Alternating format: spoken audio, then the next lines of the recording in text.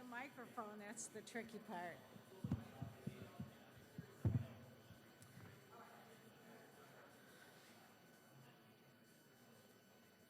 So, here we are.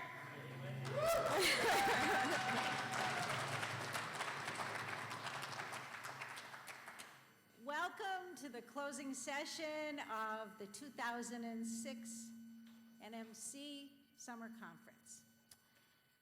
Just as a little look back over the last couple days, wrote down some words, some things to reflect.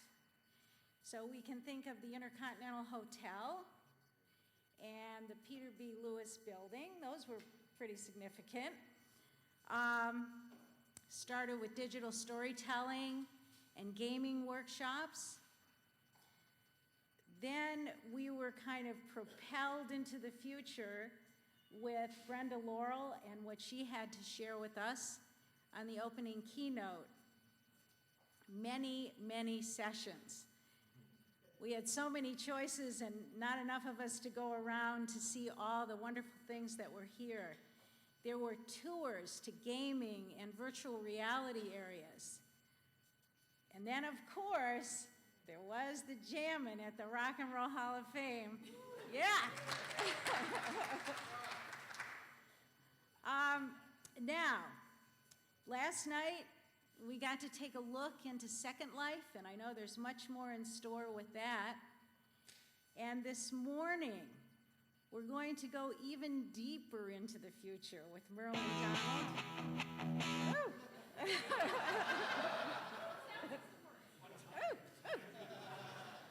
Okay.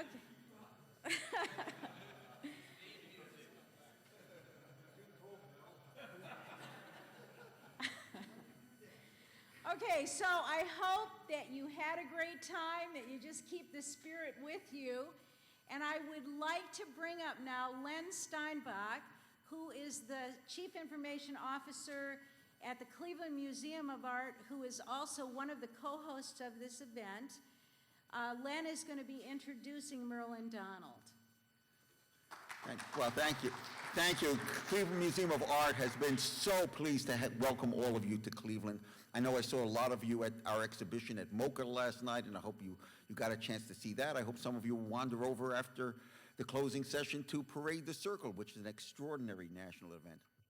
Well, I'm very pleased to have been asked to introduce Dr. Merlin Donald, who is the founding chair of the Department of Cognitive Science at Case Western Reserve University. That title doesn't say enough about that department in that the focus there is on human creativity, which makes this all the more important. Merlin has been involved with the issues of media, social and neurological evolution, and I'm reading from one particular note from his bio, a cognitive neuroscientist with a background in philosophy. Think about that for a moment. And what is particularly wondrous and amazing is that if you have a chance to speak to him personally, as I have from time to time, you realize how that all flows together in his consciousness of what is going on around us and how it is important to all of us and why we need to recognize what is going on within ourselves, in the society around us, and in this strange media mix environment. And it's a perfect coda to our session. Last night we saw Second Life. I do not know where that falls in any sort of cognitive neurological spectrum. I just, out of body, out of mind. Sometimes when I was on Second Life, I thought I was out of my mind. So, and I should also mention that the title, Understanding the New Dynamic, Art, Technology, and the Mind, also draws from the title of an extraordinary symposium that the New Media Consortium sponsored with Cleveland Institute of Art, MoCA, and the Cleveland Museum of Art that Merlin was instrumental in founding and developing, which brought people from all around the world to try to find out what that new dynamic is and how we can deal with it, explore it, or understand it. Well, with that and my own shared anticipation for this lecture, Please let me introduce Dr. Merlin Donald.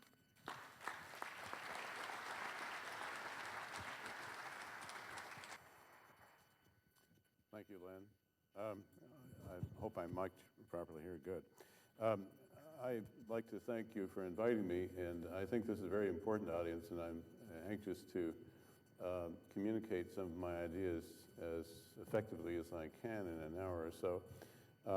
I think that the media are part of really a revolutionary change in the world, and when you look at the world from the perspective of your own lifetime, there's been enough change, but if you look at it as I have over the last 5 million years in terms of human evolution, the rate of change appears so fast as it raises the question of its sustainability, and it raises the question of whether we're smart enough to manage the things that we've created. So what I'm trying to do today is to review some basic ideas about the history of the human race and our relationship with technology in particular will come up in the second half of the talk, but I want to give some kind of background to this, cognitive background, actually. Okay, so the topic is the new dynamic. Now, the word dynamic is important because you have to keep in mind that social change, evolution, changes to the brain, physical change, if you want, technological change, are all part of a dynamic system. And it's a nonlinear system. That is, it's a system that can change in very unpredictable and rapid ways. Now, I just want to focus for a minute on the notion of creativity and where the amazing innovative capacity of human beings might have come from. You look at this image now. This is an image that made the cover of Time magazine some 30 years ago or so from a university near where I taught for years, the University of Ottawa. A group of innocent young engineering students are being photographed as they are initiated into the university. And some photographer has captured just that exquisite moment just before the impact, of all this water.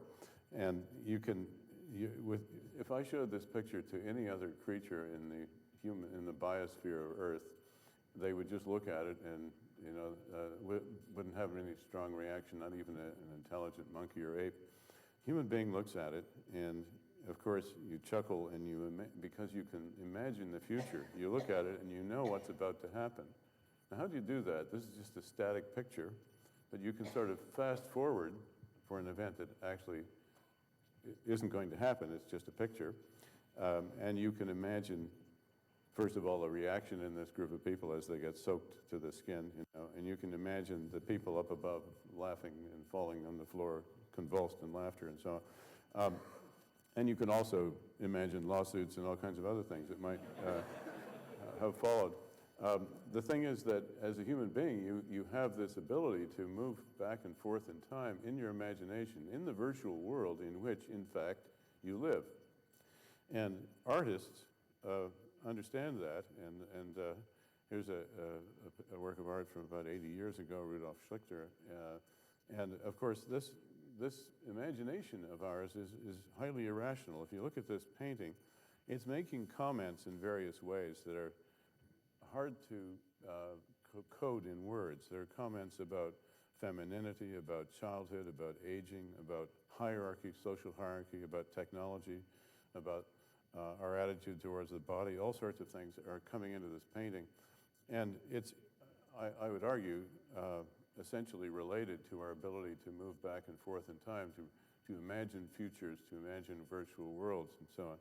And the whole question of cognitive neuroscience, in a way, is how did we evolve this amazing capacity? Where did it come from, and what does it tell us about ourselves? Well, one of the things that's true about humans is that we're primates. That is, we are genetically very, very close to monkeys and apes, and our brains are very, very similar. But the brains of primates, by the way, are quite different from the brains of creatures like cats and dogs and whales and so on. Each major category in biology has a different type of brain, and we're very much primates, down to our toes, And the primate brain has a particular set of characteristics, and we have those same characteristics. And for about 30 years, people have been looking for the magic bullet, the formula for humanness, the thing that makes us so extraordinary. And to tell you the truth, we haven't found it yet. Amazingly, we seem to be doing the things we're doing with a gigantic primate brain. It's much bigger than the average primate.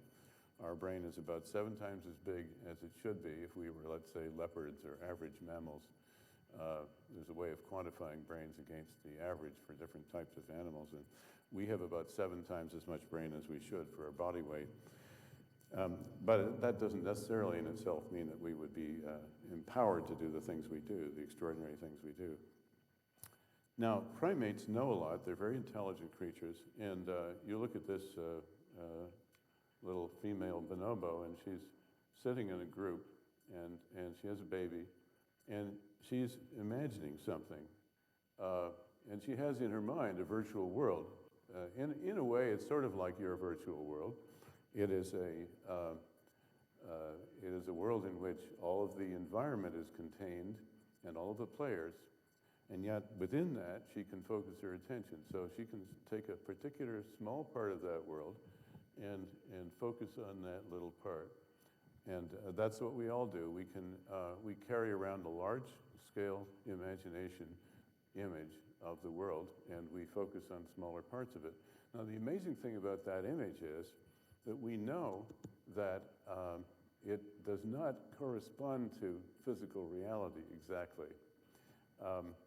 So, for example, there's a famous experiment, and I was once witness to this. It's an incredible experiment where they put a person in front of a computer screen, and you look at a page of print, and it's just random numbers. It looks like the page of a newspaper, but in fact, what's on the page are numbers and letters just clustered so they look like words and sentences, but they don't mean anything. However, the person sitting in front of the screen has an eye movement tracker on so that the computer knows exactly where the person's eye is on the screen at any moment. And at that point, it substitutes real words and meaningful sentences. From the subjective point of view of the person reading the text, they think it's a newspaper in front of them. And what it is, it's a screen full of random numbers.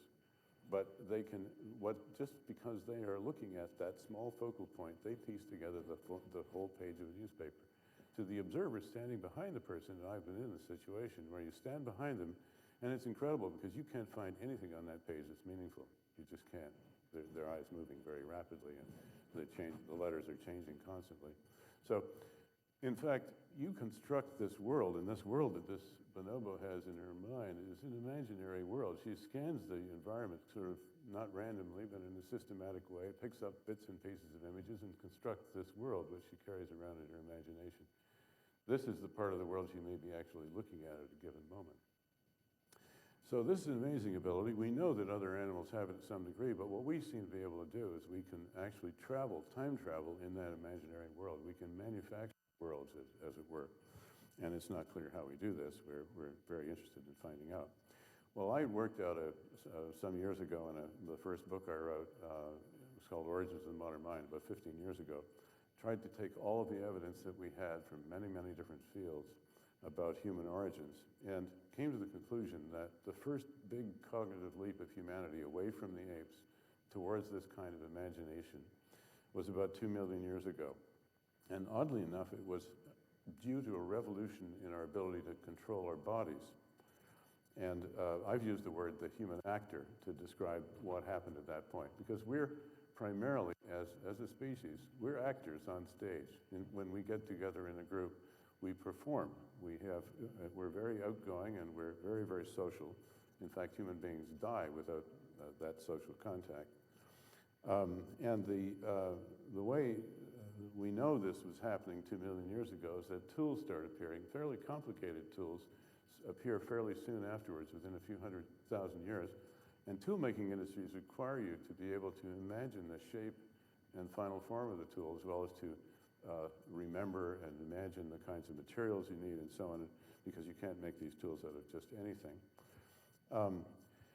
Well, the particular neurological adaptation, which may or may not interest you, but it certainly interests me, behind this, I think, is related to what's called the mirror neuron systems of the brain.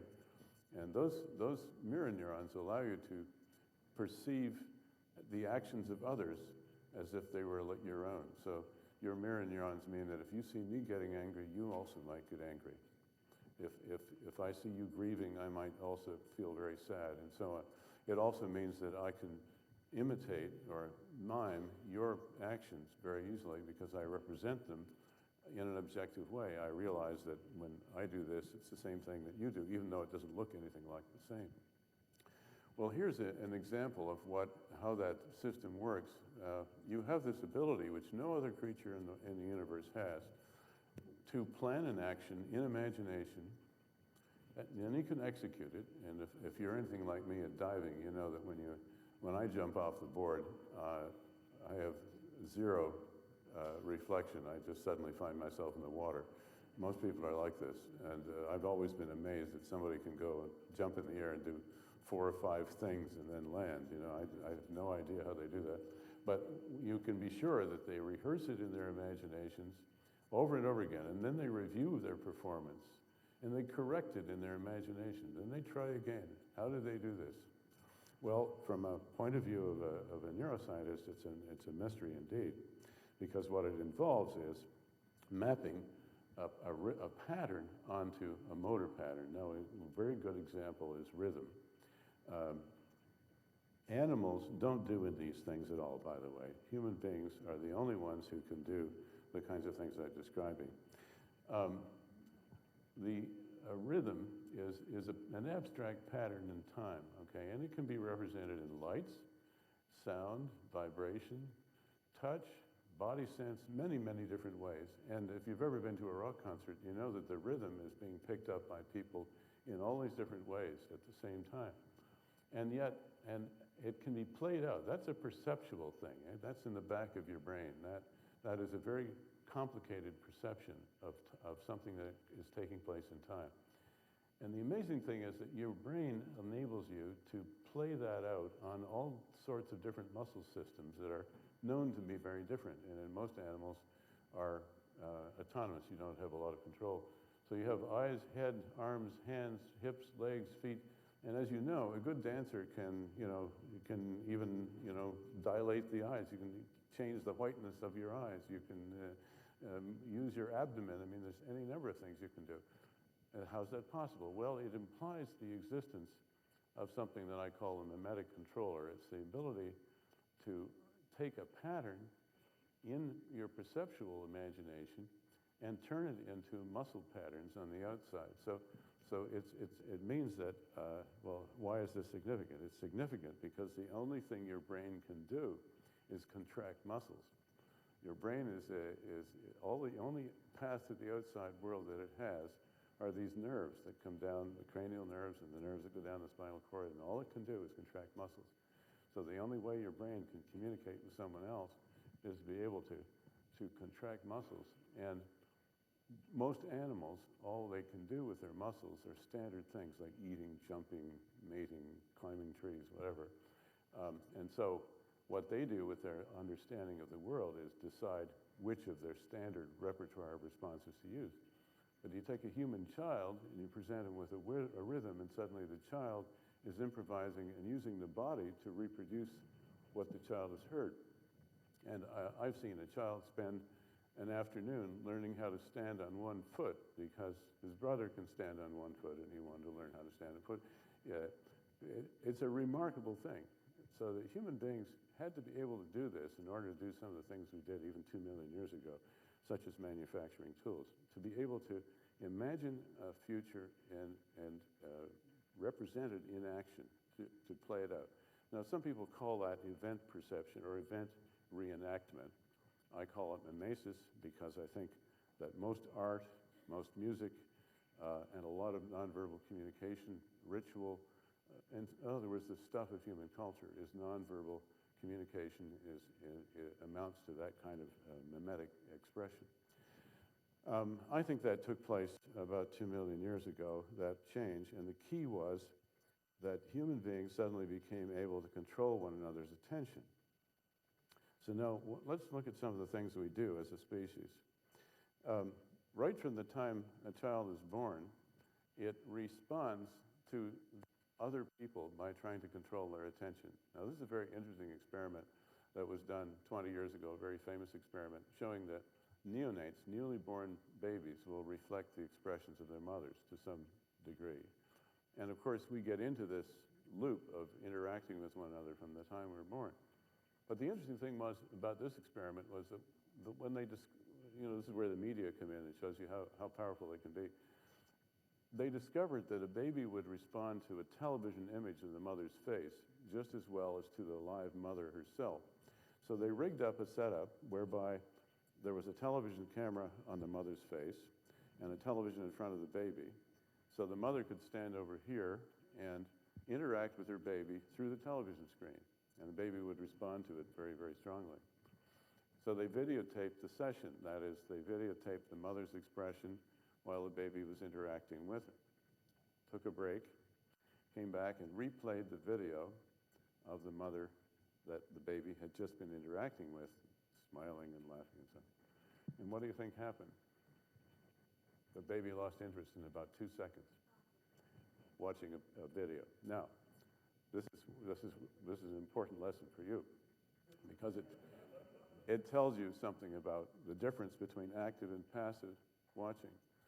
As long as the baby was watching the mother live on the television screen, the baby had the illusion that he or she was controlling the mother's response, all right? Because the mother's responding instantaneously, with the baby would smile, the mother would smile, so on and so on.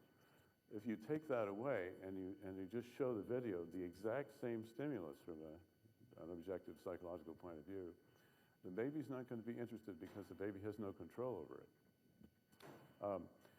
So we're right from the get-go, we're people that interact and want to control one another's attention. And when we control someone else's attention, that's what I'm doing right now. I'm controlling your attention. I'm directing your attention to certain ideas and certain images and so on. And we have a tendency to try to do this as human beings. And when we have a conversation, it's a huge, complicated wrestling match, not all of it being verbal, in which you're trying to control one another's attention, one another's memory, one another's virtual world, if you want.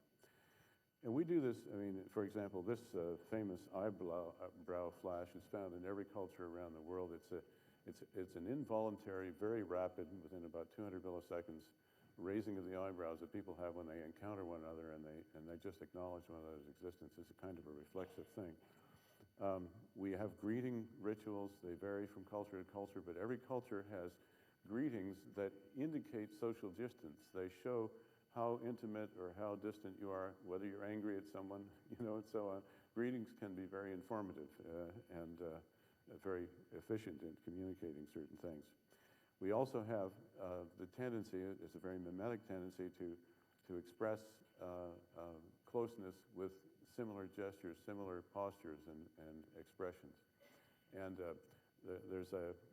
I was talking about this to some group in Brussels about a few years ago, of linguists. And the linguists sat two people in a room. He was interested in local accents in Belgium. And there were many different variations on accents. And what he'd found is that he sat two people in a room and filmed them and recorded their conversation and then did a very sophisticated analysis of their accents. After about 30 or 40 minutes, their accents start converging.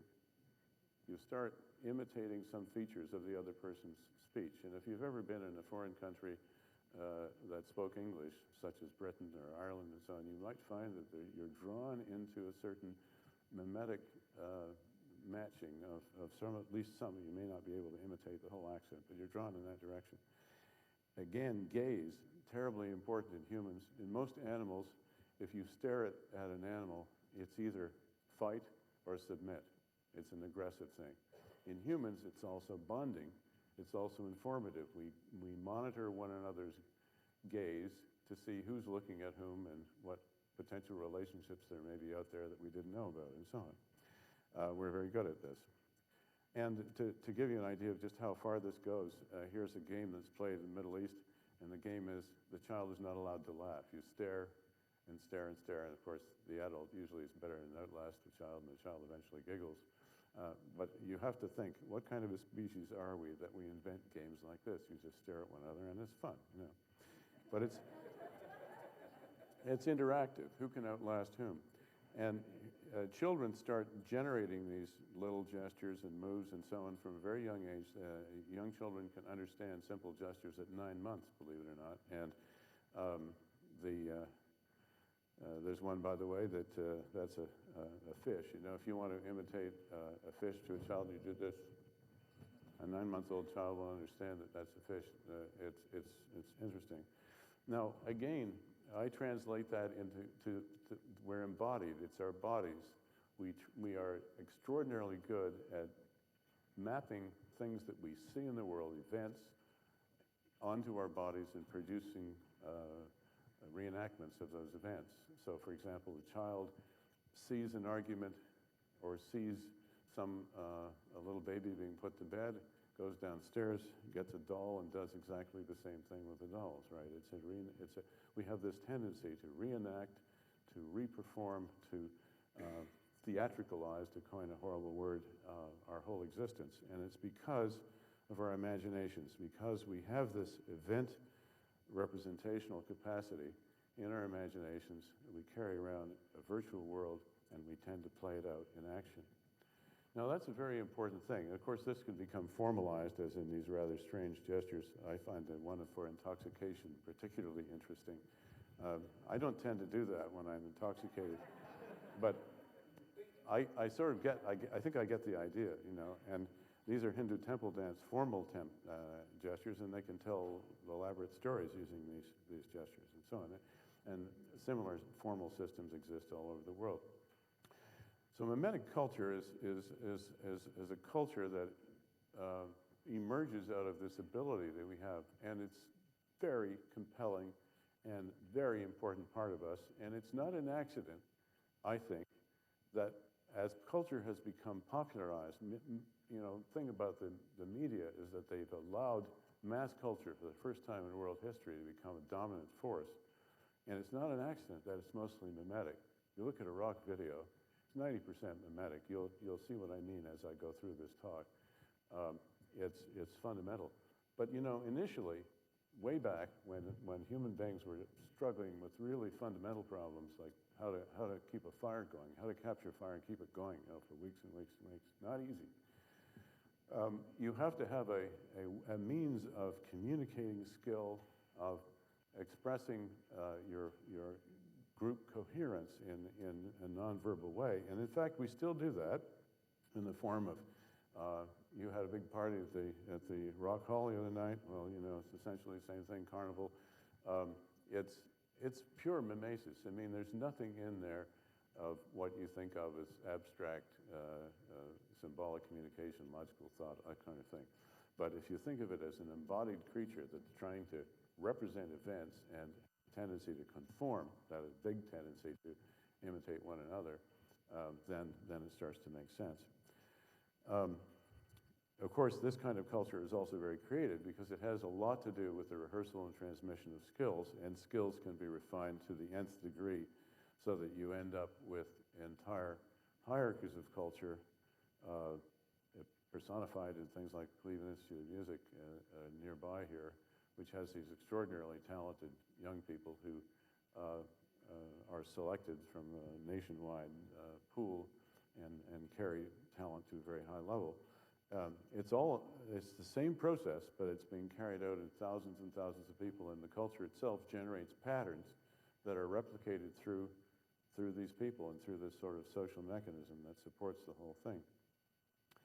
Now, I think that evolutionarily is the primary basis of human culture, and I think that everything is built on that foundation. That is, even language comes from that foundation initially. And the second breakthrough, which I think is particular to our species and is more than probably 150,000 years old, which for me is yesterday, okay, so you have to see this in terms of millions of years, is the ability to tell stories. Now, the language didn't sort of fall out of the sky. I don't believe in a Chomskyan language chip that somehow pre-equips a child, you know, for language. I think it's built out of components that are there in mimetic culture and were elaborated over a long period of time as we became more vocal in our behavior. Mythic culture is a product of having language. Basically, you have stories, and some stories become dominant and become so dominant that people's lives are built around them. Now, you'll notice in this illustration, it's a very old illustration from Lumsden 20 or so years ago, that little network up here of abstract things, nodes that we think of as words and morphemes and various other names we have for them, is doing an interesting thing. Instead of you having an imaginary event in your head, and the events are up here, the animals and the hunt and so on, the story is presumably about the hunt, you can do this mimetically. I mean, you can do this in terms of a sort of charade-like theater or ritual re-performance of the hunt. And we do that in a variety of ways. But words let you do it much more efficiently. And I think that what words do is they move the beam of attention around in your imagination at very high speeds in remarkable ways. And so language suddenly becomes this enormously powerful way of accelerating that process and creating much more complicated event representations. And the story of a novel or the plot of a play is essentially just a very complex event that's been laid out, and you couldn't do it without language. Language also enlarges the imagination, and this is a very interesting quote from a poem by Wallace Stevens, "A rabbit is king of the ghosts." Your imagination, you just think of how this expands your sense of space. No matter, the grass is full and full of yourself, the trees around you are for you, the whole of the wideness of night is for you, a self that touches all edges, you become a self that fills the four corners of the night. You can't do that without language. You can't, it gives a push to the imagination, which is quite extraordinary. But it's still the same imagination. Early on in human history, this is a 25,000-year-old painting, it was clear that human beings like us were on the planet and were constructing imaginary worlds and, in a sense, perhaps representing the sacred. Many of these caves in France and Spain are inaccessible. You can't live in them. Some of them are a mile underground. They're absolutely pitch black. In the case of Nio, you actually have to swim underwater for a period and then come up again in order to get into the cave. So you can imagine what a technological feat it was to create these paintings deep, deep underground in places that were pitch black. They had to get somehow stone lamps in there. They found hundreds and hundreds of these little stone lamps, and they used animal oils and fats and so on to create little lamps, hundreds of little lamps to light these walls. And you can imagine what an extraordinary thing it must have been for a young person to be taken in there, presumably for initiation rites, far underground in the darkness of that pitch black environment, and then to go up and see these extraordinary representations on the wall. I've absolutely no doubt that these were religious representations, they were visionary representations, and that was the height of art at the time, of course, and still is hard to match. It's extraordinarily good. I mean, are Picasso's bulls any better than those? I'm not sure they are. Those are very talented people.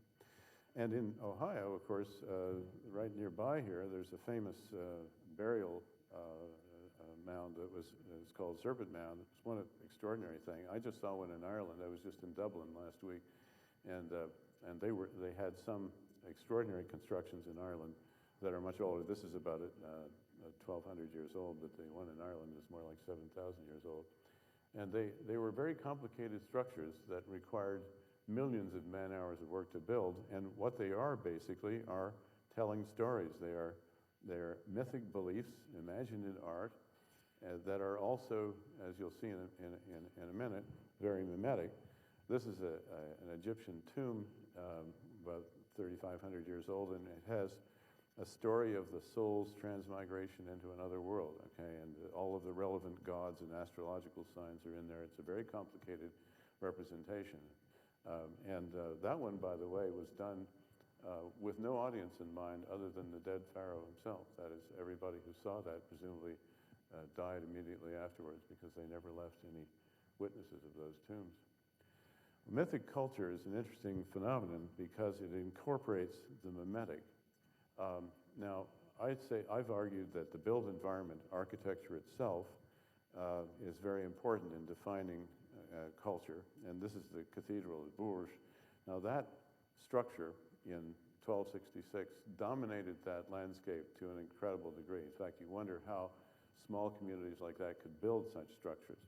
And within it, there are literally hundreds of artifacts of all kinds of different kinds of arts and skills and crafts, as well as representations of all of the stories of the entire culture. So you had the Bible, you had the Stations of the Cross, you had all kinds of pictures of important religious icons and events, the tombs of important people in that part of the world. They kept all kinds of records of births and deaths. It was in one building an encapsulation of most of the things that were important to them as a society. And that building was there. You were born, you were baptized there, you spent your life there, and the social life of the town was held there. It was what I call a cognitive machine. It was a structure that communicated to you all of the things you had to know to be a member of that culture. So mythic culture is a very powerful thing, and it's incorporated right into the very building blocks of the physical environment in which people work and live. Mythic culture continues on to this day. That is, it is a culture built out of stories, which uses mimetic culture as a means of playing out the rituals and rhythms of the society. So, for example, this is the coronation of Queen Elizabeth. Well, if you look at the array of people, this is in 1952, you have every major area of British society represented here: the military, the church, the academics, the various. You can see in this more recent picture that the presence of the military uniforms, the symbolism of all this, tells you a great deal about the society, and it tells you how to behave. And it's of course very mimetic. That is, the costumes are mimetic, the positioning of the people is mimetic, but the stories that guide the whole thing are governing the whole operation, and that's why it's predominantly a mythic culture. Of course, mythic culture can go wrong, and this is mythic culture that's employing the media, by the way, the very first really sophisticated use of the media to control masses of people.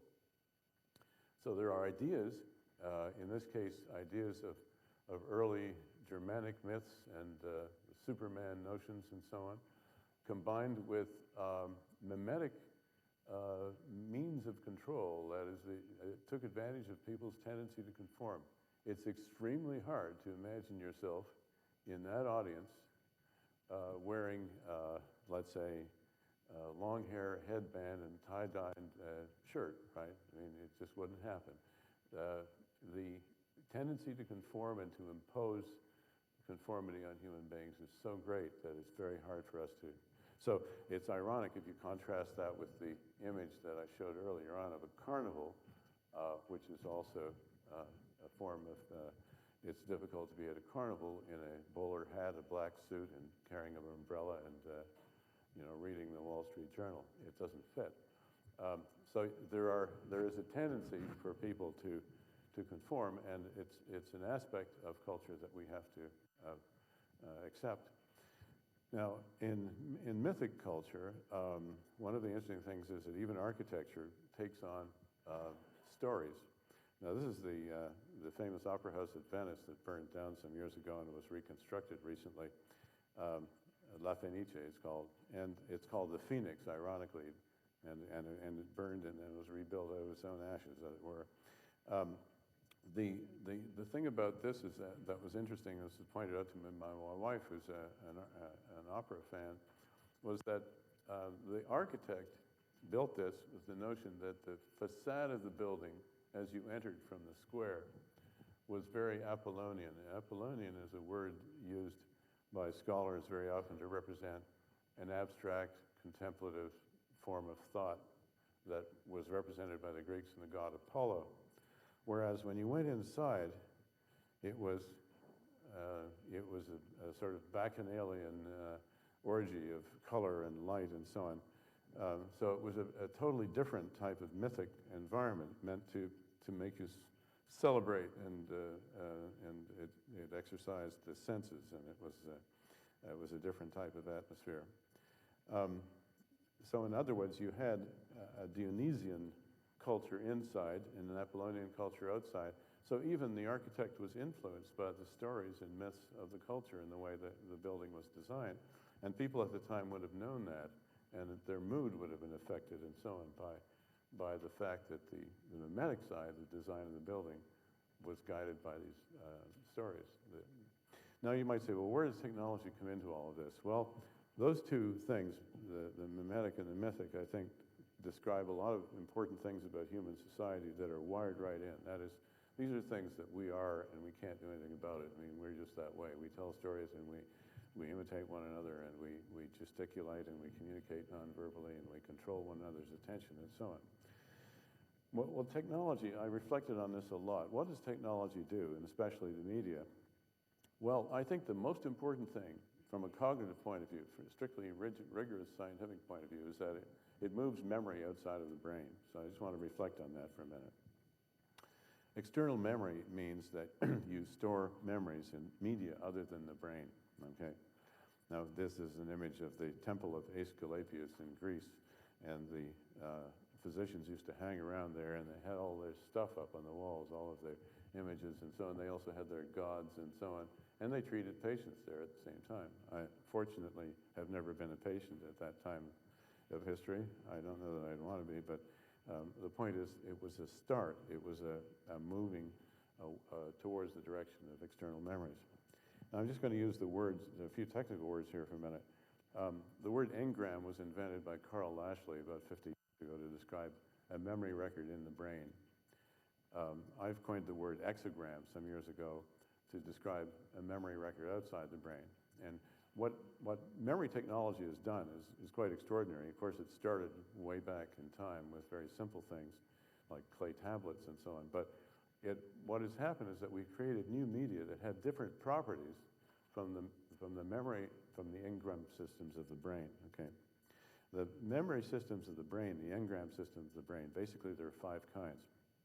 There's motor memories. Those are skills like playing the piano, talking a language. You know, if you learn French, that's a motor memory and so on.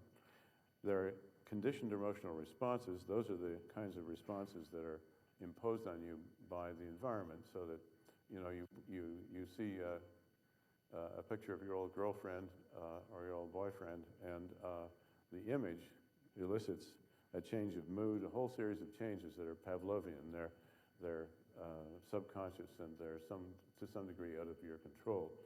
And you're being played by the environment all the time in terms of your moods and so on. Those are different memories from motor memories, and they're encoded differently in the brain. Perceptual learning, that's your ability to recognize certain things. You become very good at your native tongue, for example, but you have trouble hearing other accents or other languages. Perceptual learning determines your familiarity with certain types of sensory environments. Semantic memory is your facts. You've got millions of those. And in neurological patients, which I've studied many times, you can see these different things break down independently. They're in different parts of the brain, okay? And then finally, there are in fact several kinds of semantic memories, but I won't go into that. And then finally, there's really the most new kind of memory that's been discovered, episodic memory, which is your really vivid flashbulb memories of the past. You know, the things that are so concrete that you can remember tiny details. You know, what somebody was wearing, or what had happened that day in the newspaper and so on. Very vivid personal memories, as opposed to abstract factual ones. So the brain, that's pretty well it. And your brain memories are limited in the sense that if you don't have any media, you can't get access to them. So if you imagine yourself living in a pre-literate society, so you don't even have writing, because the writing is a medium, of course, of external memory. You just have to rely on talking to people and whatever you can remember in your own mind. What tended to happen in people in cultures like that, they have a very strange sense of time compared with us. Because they didn't have clocks, they didn't have any of those things. As your life goes by, the things in the distant past fade away, you know. You have a very different shape. The shape of experience is very different in a world in which you can only rely on memory systems of the brain. Whereas when you go to exogram systems, well, it's a whole different world. We've had a series of conferences with archaeologists who are interested in this because, of course, the built environment tells you a lot about how people thought about themselves and how they probably thought and remembered things. The built environment included things like temples and scribe stones and so on. Crafted devices, there are all sorts of systems of knotted ropes and so on. Long before there was systems of writing, there were ways that people tried to remember things, as well as symbols. Somebody's jewelry, somebody's necklace might be and contain important memories. And gradually they became more elaborate so that some of these old knotted cords could actually tell stories and so on. Painted and sculpted images, such as the ones you just saw, measuring instruments. Stonehenge, for example, was a way of an astronomical observatory of very great accuracy. The one I saw just recently in Ireland, which is even 1,000 years older than Stonehenge, was so precise that there was a tunnel in it. And once a year, at the summer solstice, the sun would directly enter that tunnel and hit a stone at the end of this long tunnel. And the illumination would last for 17 seconds. Then the place would plunge into pitch blackness again for an entire year until the next year on the solstice when another 17-second illumination. That's how precise they were. And that was a very long time ago.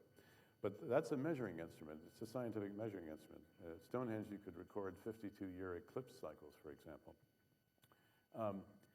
You had written records, of course, and as soon as you had written records, Egypt is the oldest example we have, but there were many other cultures that independently invented writing systems, and of course you had the Mesopotamian tablets, most of which were commercial transactions.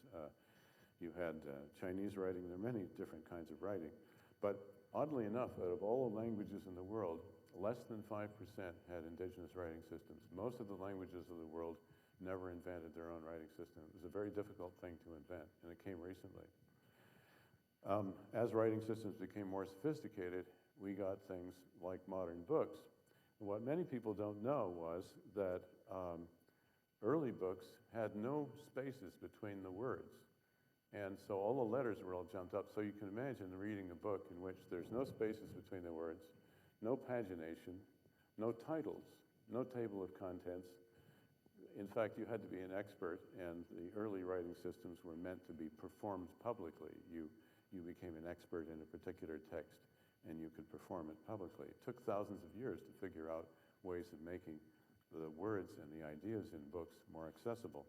So we are greatly advantaged by having this exographic environment because it organizes knowledge for us and makes us able to do things that we can't do in our heads. I can't flip through my representation of Shakespeare's plays in my head and find an exact quotation. There's no way I can do that. In programs, you suddenly have a bunch of options as far as memory retrieval and storage that you never had before. Mathematical notations are even more remarkable because mathematics is a story about finding the right notations. Mathematicians really are all about inventing external representations. You can't think, for example, about algebra with Roman numerals. There's no way you can do that. You have to have the right tools. And you might say, well, how can it be? How can it be that I rely on an external device to have a whole class of thoughts that I can't have without that external device? But it's true. This is an early estimate done 2,300 years ago, trying to estimate the diameter of the Earth. Now, if you look at exograms, look at the things they have. They're reformatable. You can't reformat your brain's memories. I'm sorry. They change somewhat quirky ways, but they're not reformatable.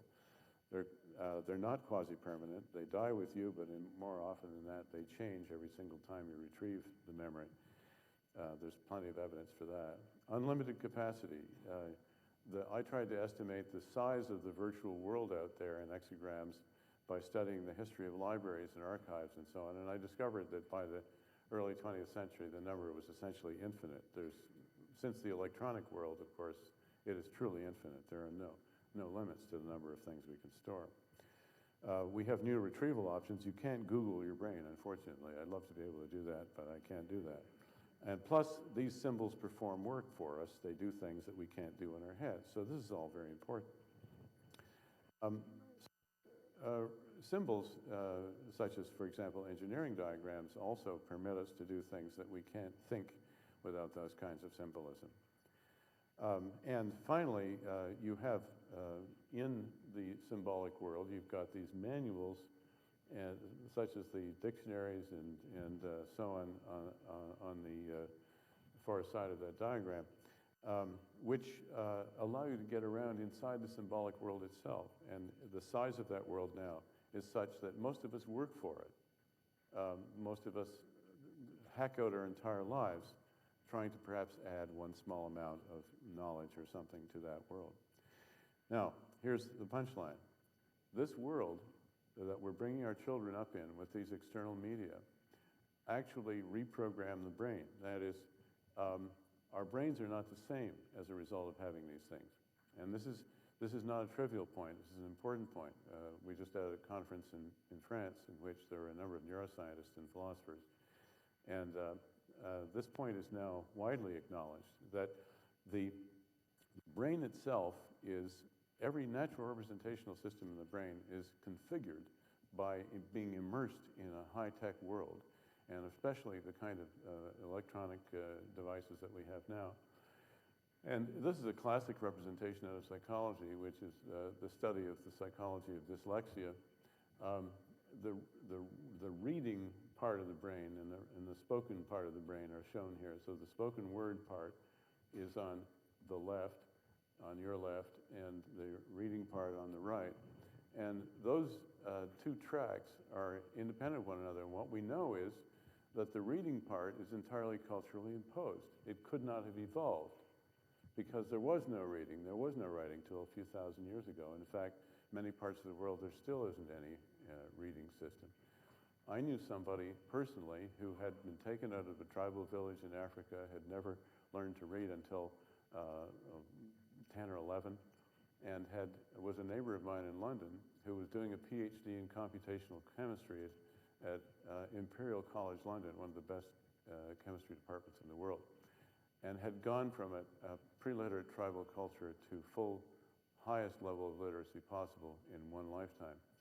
But all of this part of the brain, this part here, does not exist and would not have existed in his brain had he not been exposed to writing at a certain point. That is probably equally true of the media. We just don't know what the media are doing. You know, the thing has happened so fast in the last 30 years.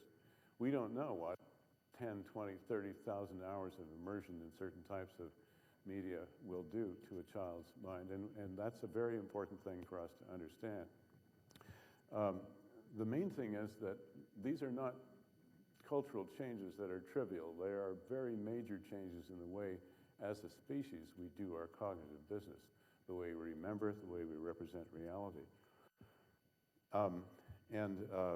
Those pathways, of course, are complex, and I won't dwell on those right now. Now, one of the products of playing with media and with external exograms, if you want, for several thousand years has been the product that is especially epitomized in the last 100 years by what I call theoretic culture. And it is characterized by most of modern government and bureaucracies, corporations, and of course the arts and religion itself.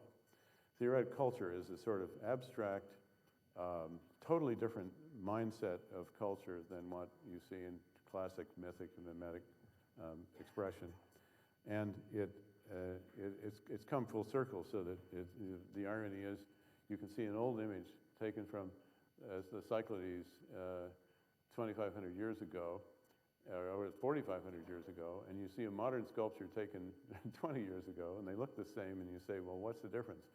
The difference is that this one is a product of a mythic culture where they had deep beliefs and so on. This one's a theoretic culture. You have to have a telephone book full of instructions to understand what this means, you know. But ultimately, the visual image is the same. That's one of the ironies of it. This has created a new cognitive ecology, one in which you have traditional external symbolic media, such as books and so on. But the global electronic information environment is also lurking out there.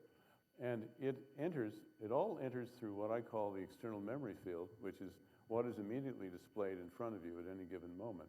And of course, it enters the brain. And you're the ultimate destination of all of this effort, of all of this huge communal effort to construct this external symbolic world. One of the results of it is that it's created a mind which is very complex. We contain within our minds the episodic knowledge of animals, the mimetic representations that have been around for 2 million years, linguistic representations that have been around for at least 150,000 years, and external representations of all kinds that bombard us day and night in our culture. So we're very complex beasts, and our cultures accordingly are very complex. And at the center of all this, of course, is human consciousness, which is the vehicle which transmits the cultural matrix to the neural matrix. The question is our neural matrix plastic enough to be able to adapt to this rapidly changing cultural matrix, which includes technology? All of us float around in a sort of cyberspace, little Leibnizian monads, isolated beings, and sometimes we connect up and share memory with other people, and sometimes we don't. But in the electronic world, we are in some ways stripped of our, at least our mimetic tools for the most part. Maybe that will change when we get more interactive video. But one of the results of the modern period is massive cognitive engineering.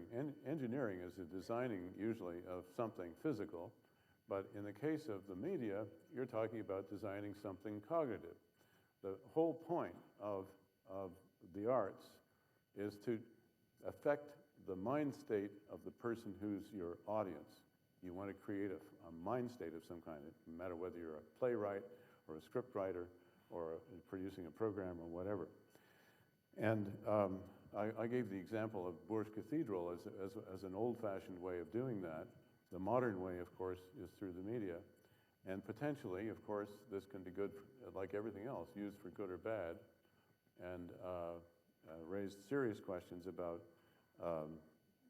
art itself and its origins and the various types of art and the cognitive role of various types of artists. Something that interests me a lot, because I think that artists in the sort of the overall cognitive governance of society, and there is a kind of governance that has to do with ideas and beliefs, are very important. But so, for that matter, are all people involved in the media. I will skip this part and just go on to the final question, and that is the new media. They're a product of high technology. They are largely theoretic in origins. That is, all those images and so on ultimately reduced to the ones and zeros of Boolean algebra translated into electronic form.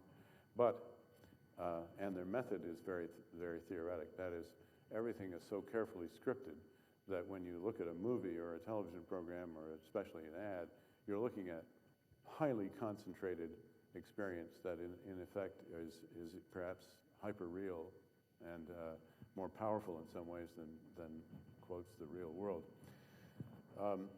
But the thing is, the content is up for grabs. The content right now of most pop culture anyway is mimetic.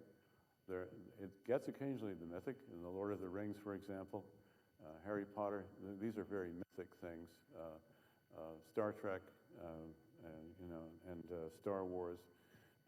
Lucas must have rated every known myth in order to put that thing together, but he did, and it worked because people still think that way, and they love that.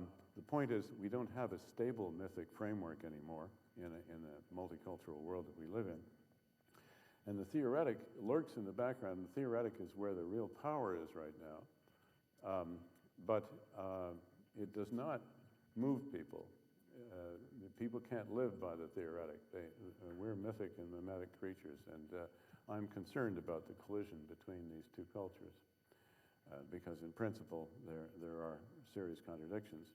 So the dilemma that confronts the new media is the same dilemma that confronted artists 100 years ago or 1,000 years ago, and that is what to say.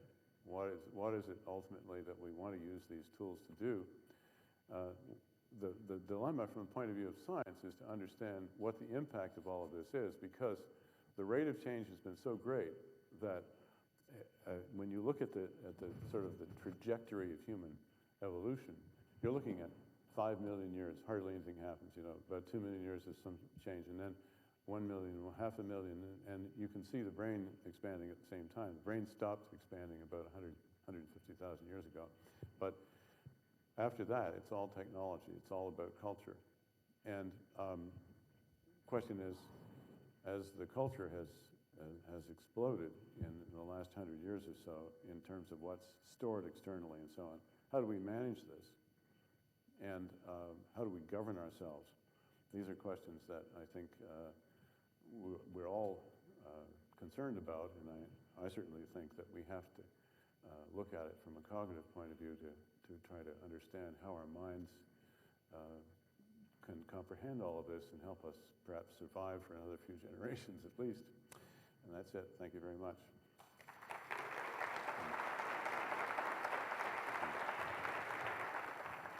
Thank you. Thank you very much.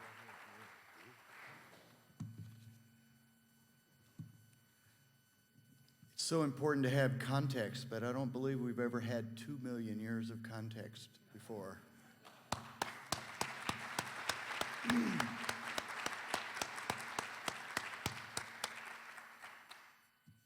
I like to talk when I try and tell people about the NMC about how art is part of the DNA of our organization.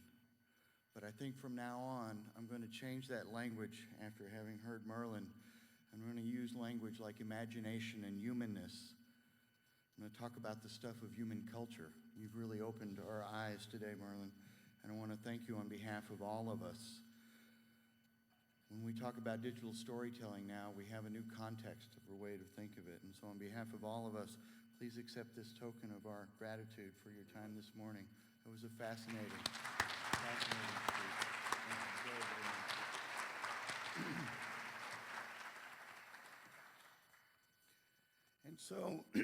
And so we come to the part of the conference where we begin to think about next year, and we begin to think about the people that made this one happen, and we begin to think about the thank yous, and I want to move into some of that.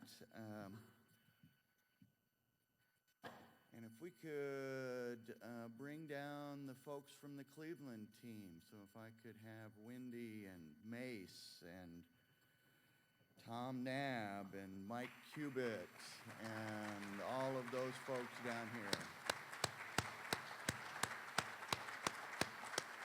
And in fact, all the tech folks, if you'd stand up, because you folks have all done a phenomenal job.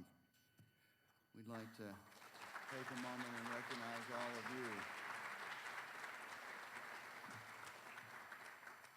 Is Mace here? He must have been here too late last night. Yeah. Well, I tell you, we've been working with these folks for 2 years planning this conference. Wendy is the conference chair, and Tom and Mike, and they represent actually a team of about 50 people at CASE, and of course the leadership of Lev. Lev, you should be down here as well. Come on. Okay.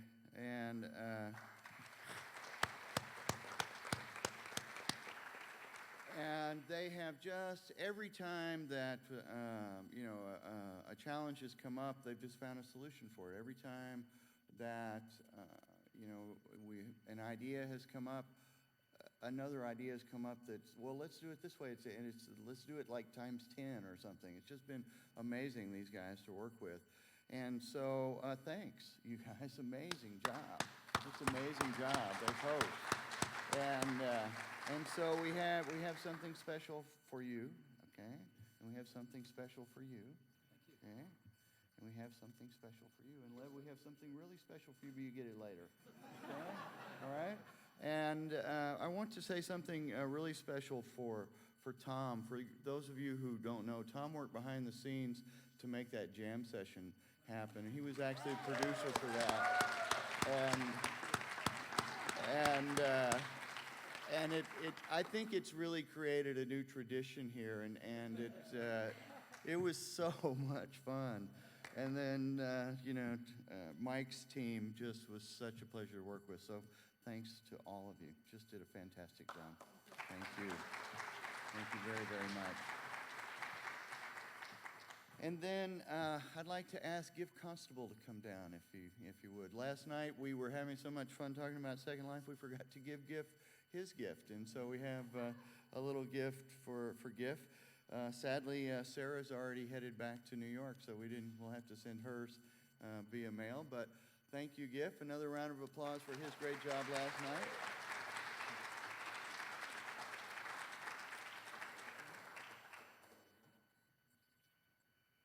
And on to thinking about next year. Next year, we are going to have our regional conference in San Antonio, and it'll be hosted by Trinity University. Unfortunately, our host there, Ronnie Swanner, is not able to be here this morning, so pardon me for a moment while I go through a little bit of a transformation and put on my Texas accent. I'd like to see y'all in the fall at the Regional Fall Conference at Trinity University. We've got an excellent historic Spanish-style conference hotel for y'all located downtown on the Riverwalk. It's close to nightlife and a short walk from the Alamo. We guarantee wonderful weather for all y'all. It's not hot all year down in Texas. In fact, in November, it's pretty darn nice. Come hungry, because San Antonio has the best Mexican food in the country. Plan to stay over the weekend because Fiesta, Texas and SeaWorld are just outside the city. Shinerbach Brewery is just a short drive to the east, and Lukenbach, Texas is just an hour away. Plan to attend November 8th and 10th. Let's roll that video, please.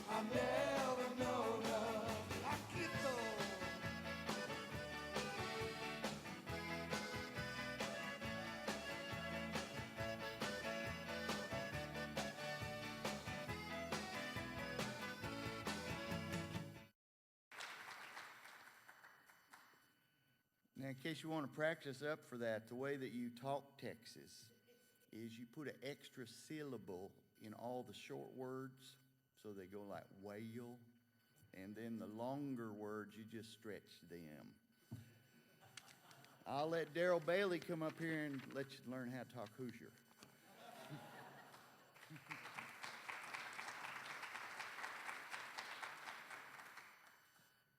Thanks, Larry. Well, this has just been an absolutely magnificent conference.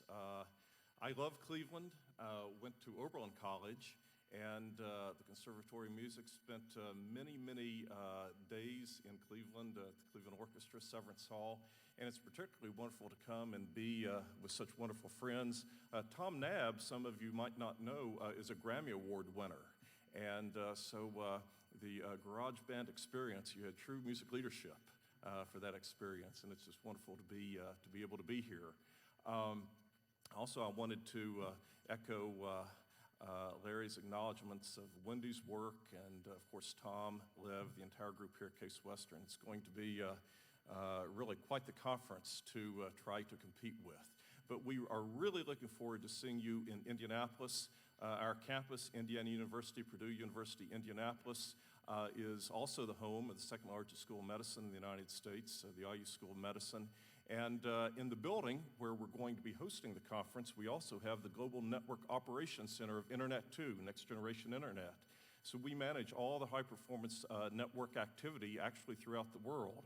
The Southeast Asian and Pacific Rim high-performance networks. Someone once asked me, how fast is Internet 2? Well, it takes 158 hours on a standard modem to download a DVD of Matrix. You can do that through the Internet 2 high-performance network in 7.5 seconds from Stanford to Indiana. And I'm not sure it's legal to do that, but nonetheless, that's going to be one of the treats we have. The other thing that we have at the university, which is phenomenal, is the mass data storage unit. And Larry and Nancy saw this facility while they were visiting, doing the site visit in Indianapolis. And this holds 1.2 petabytes of data storage, so that's a big number. And I had a group in the other day, and we were doing a tour, and they said, well, how big really is that? Well, it's the equivalent of 120 libraries of Congress. So it'll be fun to do a tour of our big cyber facility and to see that. But we have a very special greeting planned for you today. So I think you'll recognize our celebrities. So I'd ask for our little video to be rolled.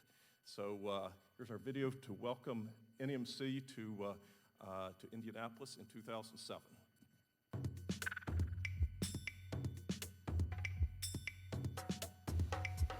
Hey, this is Rupert from Survivor. So did you survive all those speeches, the breakout sessions, and those workshops there in Cleveland? I'm sure that you new media types learned a lot. You know, Indianapolis is my hometown, and next summer's NMC Summer Conference will be held right here in Indy. Now, I can't promise you tribal council or this cool tiki torch, but I can guarantee you there's lots more to Indy than just race cars.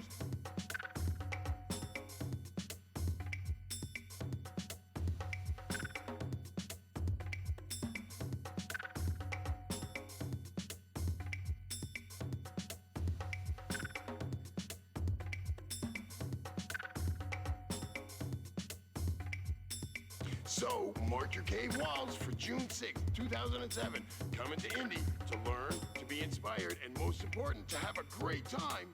But don't make me vote you off the island. Oh yeah, and just so you know, tie-dye shirts are encouraged. I'll see you next June. Yeah!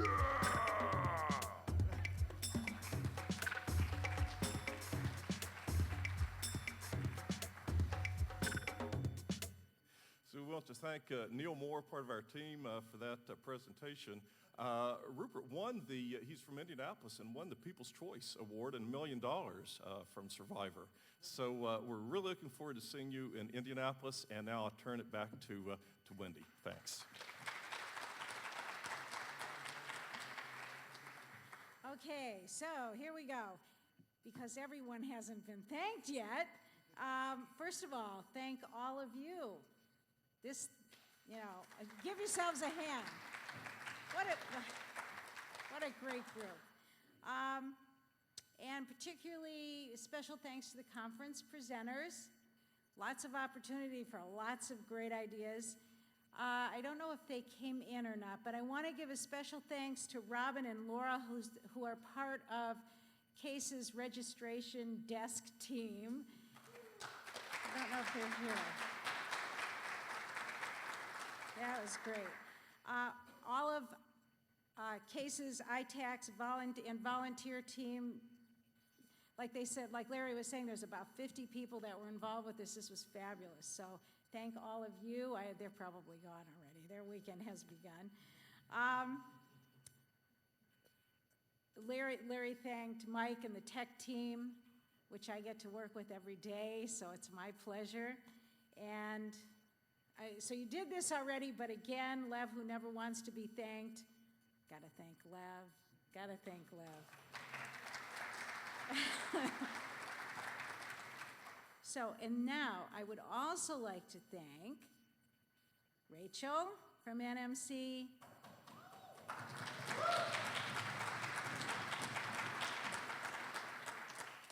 Alan from NMC, Andrea from NMC, Adam from NMC. Boy, this list is getting bigger. And sincerest thanks to Nancy Reeves.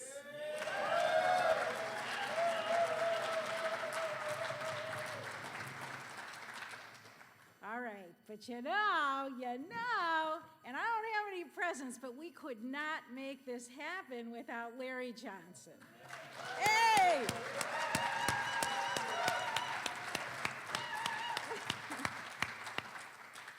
Okay, so I think this is my responsibility to tell you that there will be an email with an online evaluation. We would love you to fill it out. We're dying to hear what you have to say. Have a safe trip home and see you in Indianapolis.